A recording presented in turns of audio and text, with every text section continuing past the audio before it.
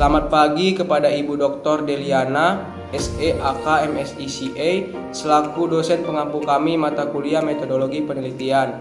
Dan selamat pagi kepada teman-teman semuanya.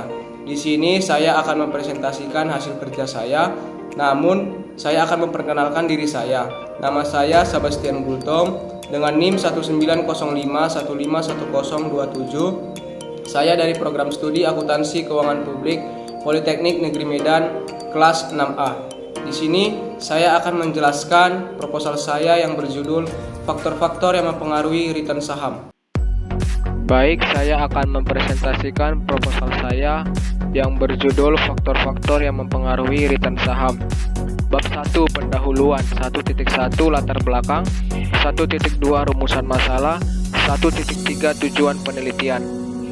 1.1 latar belakang. Di dalam perkembangan pasar modal saham, itu merupakan bukti kepemilikan nilai dari sebuah perusahaan atau bukti penyertaan modal, yang dimana pemilik saham juga memiliki hak untuk mendapatkan dividen sesuai dengan jumlah saham yang dimilikinya.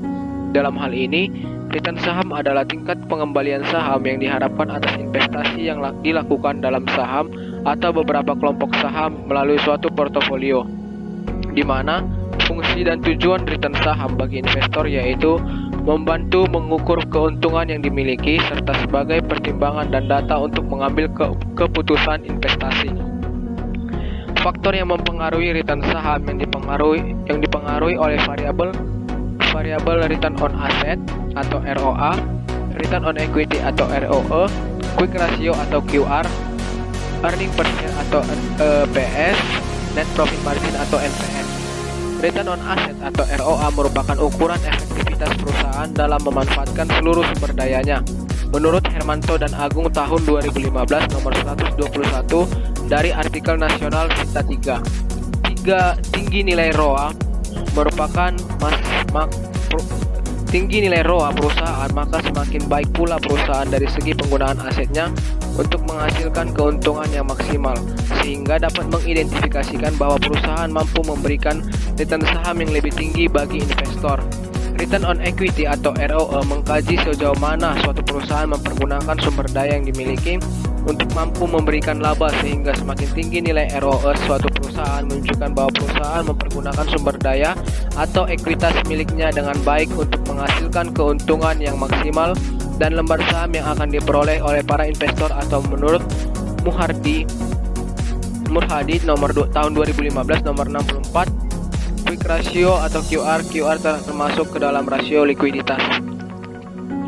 Selanjutnya, penelitian ini merupakan replikasi dari penelitian terdahulu yang dilakukan oleh Irman Firmansyah atau tahun 2016 yang berbeda dari penelitian sebelumnya.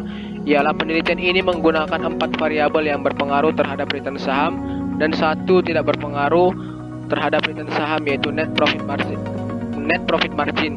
Penelitian terdahulu yang dilakukan oleh Ferdinand Eka Putra dan Paulus Kindagan tahun 2016 yang berbeda dari penelitian sebelumnya, ialah di mana penelitian ini menggunakan 5 variabel yaitu return on asset, return on equity, quick ratio, earning per share, dan net profit margin. Berdasarkan pembahasan di atas, adapun fenomena yang terkait dengan return saham yaitu karena adanya research gap atau hasil penelitian yang berbeda-beda antara beberapa penelitian dari beberapa temuan sebelumnya. Perbedaan penelitian terdahulu dengan penelitian sekarang antara lain adalah adanya penambahan variabel yang tidak digunakan pada penelitian sebelumnya. Untuk periode penelitian menggunakan data terbaru pada tahun 2012 sampai 2016. Objek penelitiannya dilakukan pada perusahaan manufaktur yang terdaftar di Bursa Efek Indonesia. Dari banyak penelitian yang telah dilakukan terdapat perbedaan tentang variabel-variabel yang dipilih sehingga menghasilkan kesimpulan yang berbeda di antaranya. Yang pertama, penelitian yang dilakukan oleh Putriani dan Suparta tahun 2013, Yoslin dan Kristiawan tahun 2012 menemukan bahwa laba berpengaruh terhadap return saham, sedangkan temuan Haryanto tahun 2012, Adi Wiratama tahun 2012 menemukan laba tidak berpengaruh terhadap return saham. Yang kedua, Hermawan tahun 2012, Nuryana tahun 2013, Naryoto tahun 2013 menemukan bahwa earning per share berpengaruh terhadap return saham, dan hasil lainnya oleh Suharjaya dan Rahyuda tahun 2012 menemukan bahwa earning per share tidak berpengaruh terhadap return saham. Yang ketiga, Nuryana tahun 2013 menemukan bahwa net profit margin tidak berpengaruh terhadap return saham. Dan hasil lainnya oleh Hermawan tahun 2012, Suarjaya dan Rahyuda tahun 2012 menemukan bahwa net profit margin berpengaruh terhadap return saham. Berdasarkan fenomena di atas, maka peneliti ingin melakukan penelitian ulang dengan judul faktor-faktor yang mempengaruhi return saham. Selanjutnya 1.2 rumusan masalah. Berdasarkan latar belakang masalah di atas, maka rumusan masalah penelitian ini adalah: yang pertama, apakah return on asset berpengaruh terhadap return saham? Yang kedua, apakah return on equity berpengaruh terhadap return saham? Yang ketiga, apakah quick ratio berpengaruh terhadap return saham? Yang keempat, apakah earning per share berpengaruh terhadap return saham? Yang terakhir, yang kelima, apakah net profit margin berpengaruh terhadap return saham? Selanjutnya 1.3 tujuan penelitian. Tujuan yang ingin dicapai dalam penelitian ini adalah untuk memperoleh bukti empiris mengenai: yang pertama, pengaruh return on asset terhadap return saham; yang kedua, pengaruh return on equity terhadap return saham; yang ketiga, pengaruh quick ratio terhadap return saham; yang keempat, pengaruh earning per share terhadap return saham; dan yang terakhir, yang kelima, pengaruh net profit margin terhadap return saham. Bab 2 tinjauan pustaka. 2.1 pasar modal, 2.2 return, 2.3 return saham, 2.4 return on asset, 2.5 return on equity, 2.6 quick ratio, 2.7 earning per share, 2.8 net profit margin, 2.9 pengaruh return on asset terhadap return saham, 3.1 pengaruh return on equity terhadap return saham, 3.2 pengaruh quick ratio terhadap return saham, 3.3 pengaruh earning per share terhadap return saham, 3.4 pengaruh net profit margin terhadap return saham. 2.1 pasar modal. Pasar modal memiliki peran penting bagi perekonomian suatu negara karena pasar modal menjalankan dua fungsi, yaitu pertama sebagai sarana bagi pendanaan usaha atau sebagai sarana bagi perusahaan untuk mendapatkan dana bagi masyarakat modal atau investor. Dengan adanya pasar modal, investor sebagai pihak yang memiliki kelebihan dana dapat menginvestasikan dananya dalam sekuritas yang ada di pasar modal dengan harapan akan mendapatkan keuntungan. Pada dasarnya, nilai return dari setiap sekuritas berbeda-beda satu sama lainnya. Tidak semua sekuritas akan memberikan return yang sama bagi para investor. Return dari suatu sekuritas ditentukan oleh banyak hal seperti kinerja perusahaan dan strategi perusahaan mengelola laba yang dimiliki. Perusahaan dianggap gagal keuangannya jika perusahaan tersebut tidak mampu membayar kewajibannya pada waktu jatuh tempo, meskipun total aktiva melebihi total kewajibannya pada waktu jatuh tempo. Yang kedua, return. Menurut Hartono tahun 2013 nomor 235 mengemukakan return sebagai hasil yang diperoleh dari investasi yang dapat berupa return realisasian yang sudah terjadi ataupun return ekspektasian yang belum terjadi tetapi diharapkan akan terjadi di masa mendatang. Hal ini berarti return merupakan pengembalian atas sebuah investasi. Menurut Tandy Lilien tahun 2010 nomor 102 mengemukakan return merupakan salah satu faktor yang memotivasi investor berinvestasi dan juga merupakan imbalan atas keberanian investor menanggung risiko atas investasi yang dilakukan. Return dari investasi dapat dibagi menjadi dua. Yang pertama, return yang telah terjadi atau actual return, dan yang kedua, return yang diharapkan atau expect return. Yang ketiga, yang 2.3 yaitu return saham. Return saham adalah keuntungan yang diperoleh oleh perusahaan, individu, dan institusi dari hasil kebijakan investasi yang dilakukannya. Dalam dunia investasi dikenal adanya hubungan kuat antara risk dan return, yaitu jika risiko tinggi maka return atau keuntungan juga akan tinggi. Begitu juga sebaliknya, jika return rendah maka risiko juga akan rendah. Menurut Fahmi tahun 2014 nomor 450. 2.4 return on asset. Return on asset atau ROA merupakan ukuran efektivitas perusahaan dalam memanfaatkan seluruh sumber dayanya, atau menurut Hermanto dan Agung tahun 2015 nomor 121. Menurut Denda Wijaya tahun 2003 dalam Sudarsono dan Sudiatno tahun 2016, semakin tinggi nilai ROA perusahaan maka semakin baik pula perusahaan dari segi penggunaan asetnya untuk menghasilkan keuntungan yang maksimal, sehingga dapat mengidentifikasikan bahwa perusahaan mampu memberikan return saham yang lebih tinggi bagi investor. 2.5 return on equity. ROA mengkaji sejauh mana suatu perusahaan mempergunakan sumber daya yang dimiliki untuk mampu memberikan laba, sehingga semakin tinggi nilai ROE, Suatu perusahaan menunjukkan bahwa perusahaan mempergunakan sumber daya atau ekuitas miliknya dengan baik untuk menghasilkan keuntungan yang maksimal dan mengidentifikasikan bahwa perusahaan mampu memberikan return saham yang lebih tinggi bagi investor. Menurut Fahmi, tahun 2013 nomor 242. Yang selanjutnya 2.6 Quick Ratio. QR termasuk ke dalam rasio likuiditas. Rasio likuiditas digunakan untuk mengukur kemampuan perusahaan dalam melunasi utang-utang jangka pendek saat jatuh tempo maupun dalam kegiatan operasionalnya. Menurut Hermanto dan Agung, tahun 2015 nomor 106. Semakin tinggi nilai QR menunjukkan bahwa kemampuan perusahaan dalam membayar utang jangka pendeknya semakin baik dan membuat investor yakin bahwa perusahaan juga mampu membayar dividen atau return saham kepada para investor.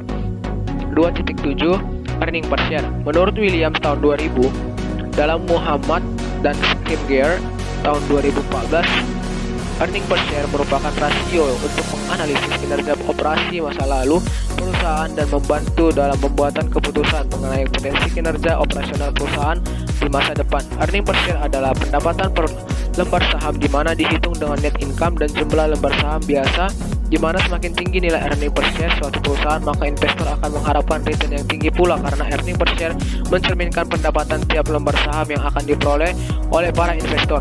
Menurut Murhadi tahun 2015 nomor 64. 2.8 Net Profit Margin. Net Profit Margin termasuk ke dalam rasio profitabilitas.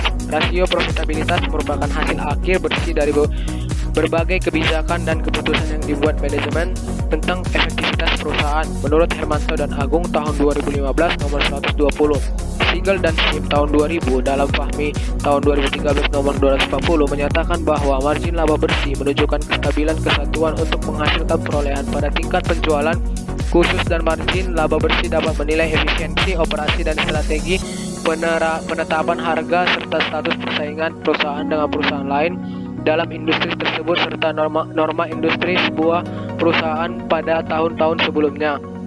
Pengaruh 2.9 Pengaruh return on asset terhadap return saham. Pengaruh return on asset atau ROA terhadap return saham. Rasio ini menghubungkan laba bersih yang diperoleh dari operasi perusahaan dengan jumlah investasi atau aktiva yang digunakan untuk menghasilkan keuntungan operasi tersebut. Semakin tinggi tingkat rentabilitas keuangan perusahaan, maka semakin kuat kemampuan perusahaan dalam memperoleh laba, sehingga semakin tinggi juga tingkat kepercayaan investor yang berpengaruh terhadap tingginya permintaan saham perusahaan tersebut di pasar modal yang secara langsung berpengaruh terhadap tingginya return saham. Atau menurut Prasetyo tahun 2012, hipotesis 1, return on asset atau ROA berpengaruh terhadap return saham. 3.1 Pengaruh return on equity terhadap return saham. Dalam menentukan pilihannya, investor biasanya akan mempertimbangkan perusahaan yang mampu memberikan kontribusi return on equity yang lebih besar. Bagi investor, semakin tinggi return on equity menunjukkan risiko investasi semakin kecil. Indikator return on equity yang meningkat sangat penting diperhatikan untuk mengetahui investasi yang akan dilakukan investor. Dengan return on equity yang tinggi, suatu perusahaan mampu memberikan return sesuai dengan tingkat yang diharapkan. Meningkatnya return on equity akan meningkat return saham. Hipotesis 2, return on equity atau ROE berpengaruh positif dan signifikan terhadap return saham. 3.2 Pengaruh quick ratio terhadap return saham. Quick ratio ialah rasio yang menghitung kas beserta piutang dengan hutang lancar. Semakin baik perusahaan dalam memenuhi kewajibannya, maka perusahaan tersebut akan terhindar dari risiko yang menyebabkan kerugian perusahaan. Quick ratio atau QR merupakan rasio likuiditas yang memperlihatkan aktiva lancar yang digunakan oleh perusahaan dalam memenuhi hutang lancarnya. Pada umumnya, seorang investor tertarik untuk berinvestasi pada perusahaan yang sehat. Salah satunya kemampuan melunasi hutang dengan aktiva lancar yang tidak tergantung pada jumlah persediaan. Hipotesis 3 yaitu quick ratio berpengaruh terhadap return saham. 3.3 Pengaruh earning per share terhadap return saham. Earning per share yang tinggi, maka dividen yang akan diterima investor semakin tinggi pula. Dividen yang akan diterima investor merupakan daya tarik bagi para investor atau calon investor yang akan menanamkan dananya ke dalam perusahaan tersebut. Daya tarik tersebut memberi dampak pada calon investor atau investor untuk lebih meningkatkan kepemilikan saham perusahaan. Hipotesis 4, earning per share berpengaruh positif dan signifikan terhadap return saham. 3.4 Pengaruh net profit margin terhadap return saham. Net profit margin atau NPM yang tinggi memberikan sinyal akan keberhasilan perusahaan dalam misi dari pemiliknya. Perusahaan yang mampu menghasilkan keuntungan akan mempengaruhi investor maupun calon investor untuk melakukan investasi. Investor akan bersedia membeli saham dengan harga yang lebih tinggi apabila memperkirakan tingkat net profit margin perusahaan naik, dan sebaliknya investor tidak bersedia membeli saham dengan harga tinggi apabila net profit margin atau NPM perusahaan rendah. Net profit margin atau NPM perusahaan yang meningkat akan menyebabkan investor memburu suatu saham perusahaan, akibatnya return perusahaan tersebut akan meningkat pula. Hipotesis 5, net profit margin atau NPM berpengaruh positif dan signifikan terhadap return saham. Selanjutnya bab 3, pendahuluan. 3.1 jenis penelitian, 3.2 sumber data, 3.3 populasi dan sampel, 3.4 instrumen penelitian, 3.5 teknik analisis data, 3.6 hipotesis penelitian. 3.1 jenis penelitian. Jenis penelitian ini adalah penelitian kuantitatif dengan metode regresional. Penelitian dilakukan pada perusahaan manufaktur yang terdaftar di Bursa Efek Indonesia atau BI selama tahun 2012 sampai 2016 dengan mengamati dan menganalisis objek penelitian yang terdiri dari atas variabel-variabel yang diteliti, yaitu variabel return on asset X1, variabel return on equity X2, variabel quick ratio X3, variabel earning per share X4, variabel net profit margin X5, dan variabel return saham Y. Variabel X1, X2, X3, dan X4 dan X5 merupakan independent variabel, sedangkan variabel Y merupakan dependent variabel. 3.2 sumber data. Data penelitian ini adalah data sekunder. Data sekunder adalah data yang diperoleh secara tidak langsung oleh peneliti. Data sekunder ini misalnya dicari melalui data dokumentasi yang telah dibukukan oleh perusahaan yang diteliti, buku-buku, majalah, keterangan-keterangan atau publikasi lainnya menurut Lincoln Arshad tahun 2002 nomor 57. 3.3 populasi dan sampel. Populasi merupakan keseluruhan yang diteliti kejadian atau peristiwa yang menjadi perhatian para peneliti untuk diteliti menurut sekarang tahun 2000. Populasi yang digunakan sebagai sampel frame penelitian ini adalah seluruh perusahaan manufaktur yang telah go public di Indonesia yang terdaftar di Bursa Efek Indonesia selama tahun 2012 sampai 2016. Sampel merupakan bagian dari populasi yang terdiri dari elemen-elemen yang diharapkan memiliki karakteristik yang mewakili populasinya. Sampel perusahaan yang digunakan dalam penelitian dipilih secara proportionate sampling, di mana sampel yang dipilih sesuai dengan kriteria-kriteria yang sudah ditentukan, yaitu kriteria yang pertama, perusahaan manufaktur yang terdaftar di Bursa Efek Indonesia dari tahun 2012 sampai dengan tahun 2016. Yang kedua, perusahaan manufaktur yang tidak secara periodik menerbitkan laporan keuangan lengkap pada tanggal 31 Desember dan sudah diaudit. Yang ketiga, perusahaan manufaktur yang tidak menggunakan mata uang rupiah pada laporan keuangannya. Yang keempat, perusahaan manufaktur yang tidak menghasilkan laba dari tahun 2012 sampai dengan tahun 2016. Yang kelima, perusahaan manufaktur yang melakukan stock split selama tahun 2013 sampai dengan 2016. 3.4 instrumen penelitian. Sumber data yang digunakan dalam penelitian ini adalah data sekunder yang bersumber dari laporan keuangan perusahaan manufaktur di BI yang diperoleh dari situs BI yaitu www.idx.co.id dan juga Indonesian Capital Market Directory atau ICMD. Yang selanjutnya, teknik analisis data. Model analisis yang digunakan dalam penelitian adalah model analisis regresi linear berganda. Analisis regresi adalah suatu analisis yang mengukur pengaruh variabel independen atau variabel bebas terhadap variabel dependen atau variabel terikat. Jika pengukuran pengaruh antar variabel melibatkan lebih dari satu variabel independen X1, X2, X3, X4, dan Xn, dinamakan analisis regresi linear berganda. Dikatakan linear karena setiap estimasi dan nilai yang diharapkan mengalami peningkatan atau penurunan mengikuti garis lurus, yaitu menurut Sunyoto tahun 2009 nomor 9. Yang terakhir, 3.6 hipotesis penelitian. Hipotesis dalam penelitian ini sebagai berikut. Yang pertama, return on asset tidak berpengaruh terhadap return saham. Yang kedua, return on equity tidak berpengaruh terhadap return saham. Yang ketiga, quick ratio tidak berpengaruh terhadap return saham. Yang keempat, earning per share tidak berpengaruh terhadap return saham. Yang kelima, net profit margin tidak berpengaruh terhadap return saham. Kita sama-sama melihat gambar yang di bawah tertera bahwa return on asset, return on equity, quick ratio, earning per share, dan net profit margin yang kelima tersebut tidak berpengaruh terhadap return saham. Sekian dari hasil presentasi saya. Jika ada salah kata atau perbuatan, saya mohon maaf. Terima kasih.